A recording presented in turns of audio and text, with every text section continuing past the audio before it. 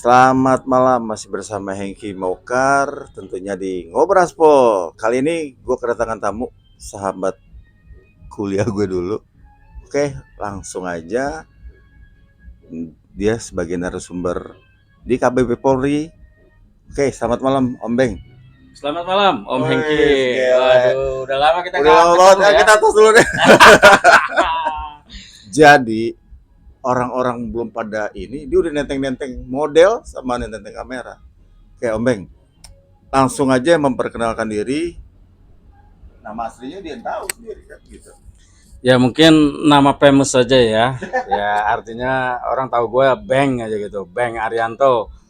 Ya kalau ditanya apa sih background gue? Background gue di awal adalah pemotret. Nah, Gua aktif dia. motret tuh dari kelas 3 SMP.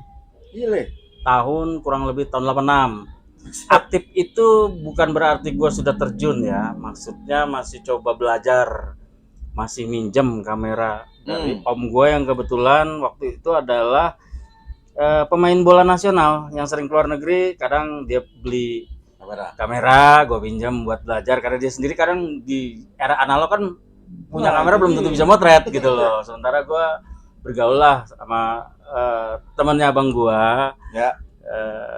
dia kuliah fotografi di luar negeri, jadi gue kadang suka sharing sama ilmunya dia ya? ilmunya Gila. gitu loh. Jadi gini, ketika gue latihan taekwondo, dia melintas. Wah, dengan gayanya. Gue pikir, wartawan. Ternyata emang bener-bener wartawan. Senior sekarang nih. Om Beng, oke, terima kasih udah hadir di acara podcast gue ini.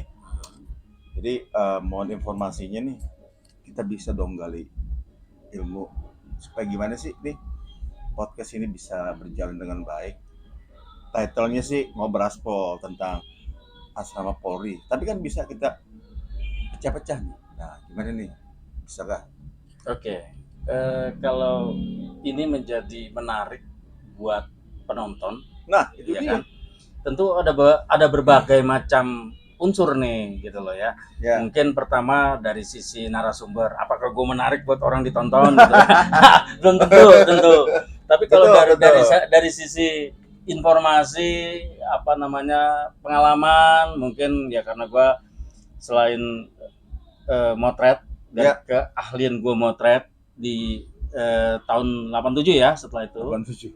gue masuk freelance supaya bisa eksis memotret gitu loh ya.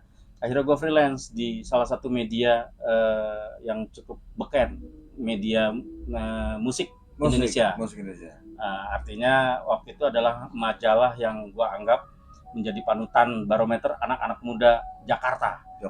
Ya. Oh, keren. Nah, gue freelance selama 1 tahun di tahun 87. Nah, setelah itu mulai sedikit terasa, gue juga diperbantukan lah istilahnya untuk masuk ke media fashion. Tetapi ternyata dalam perjalanan memotret di media itu nunggu job cukup membosankan. Gue orang yang nggak bisa nunggu waktu itu. Gue cukup agresif lah. Nah, akhirnya gue masuk di harian umum yang rotasi kerja juga lebih banyak gitu loh tiap hari. Kalau media kan bulanan. Nah, kalau harian umum itu kan harian. Nah, disitulah akhirnya gue gak cuma bisa motret. Waktu itu gue belajar juga bagaimana caranya mengolah berita. Susah banget itu. Nah, era sekitar tahun 89 itu nggak sembarang juga untuk bisa jadi wartawan. Artinya dia ada proses. Ya, mungkin lu inget ya, waktu lu dulu mungkin SMA aja harus ikut penataran gitu ya, ada P4. Betul. Itu juga pada saat kuliah lu selain ada ospek juga ada penataran juga. Nah, dulu juga gitu. Saat gua terjun di dunia jurnalis harian, benar-benar gua nggak cuma motret tapi juga nyari berita, mengolah berita. Nah, itu juga ada pendidikan khusus, ada pelatihan P4, ada pendidikan khusus, dan nggak langsung bisa jadi wartawan. Oke. Karena apa? Karena mungkin berita di zaman dulu nggak ada hoax ya. Artinya nggak ada hoax tuh bahwa apa yang ditulis itu menjadi bagian sumber informasi yang dicari oleh masyarakat. A1. Karena apa? Ya dulu kan terbatas media itu. Ya, betul. Jadi segala informasi yang berkembang di tengah-tengah masyarakat ya dari media lah itu informasinya. Maka proses itu gua nggak langsung jadi wartawan tapi jadi wartawan muda. Sebutannya dulu namanya wartawan muda, wartawan yang junior mungkin maksudnya Junior, begitu. junior ya. Nah setelah beberapa tahun, ya anggaplah setahun 2 tahun, gue dianggap matang dalam mengolah berita, barulah jadi wartawan. Nah setelah jadi wartawan, tentu etape yang lainnya adalah menjadi redaktur, jadi Redpel, setelah Redpel Ya, jadi ya. Pemret, itulah kurang Pemret. lebih. Jadi sahabat gue ini luar biasa. Sampai kita ketemu di merantau. Ya. Paling gue udah deket. Gue jadi ibaratnya jadi apanya? Fighternya. Stuntman. Oh enggak stuntman. Oh stuntman udah beda lagi. Oke, figuran berarti. Figuran. Ternyata dia yang ngolah. Waktu itu di Tanah Abang ya. Ya. Merantau itu Di gedung milenial. di gedung salah satu dekat hotel milenial. Depannya milenial, Ya. Milenium betul. Aliklas. Itu luar biasa tahun berapa yang tiba-tiba produksi. Dah, ternyata yang produksi siapa sih? Sahabat kita juga ya. Ya sebenarnya gue itu bagian dari tim produksi, bukan gue yang memproduksi. Gue di situ kebetulan setelah gue sempat punya creative house, Sunset, akhirnya gue masuk ke sebuah TV dari luar ya. Ya.